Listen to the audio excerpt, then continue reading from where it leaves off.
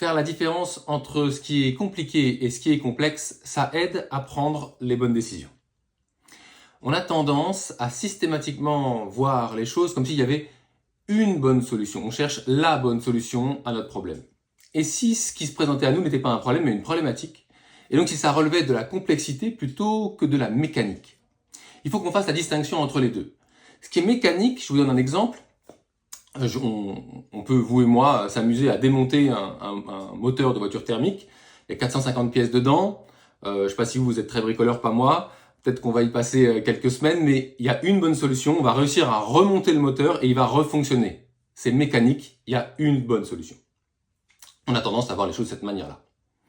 En revanche, ce qui est complexe est d'une autre nature que ce qui est mécanique. En latin, complexus, ça veut dire tissu, tissé ensemble. Bon. Si on défait un morceau de tissu en tirant sur le fil, et qu'on le repasse dans le même métier à tisser que celui qui l'a fait, on n'aura pas tout à fait le même morceau de tissu ensuite.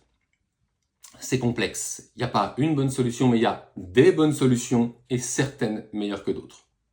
Ce qui nous met dans une position, lorsque c'est complexe, où choisir n'est pas forcément renoncer, où il y a plusieurs solutions viables. Et vous, est-ce que vous êtes plutôt face en ce moment à un problème ou à une problématique? Est-ce que ce qui vous challenge est compliqué ou est-ce que c'est complexe?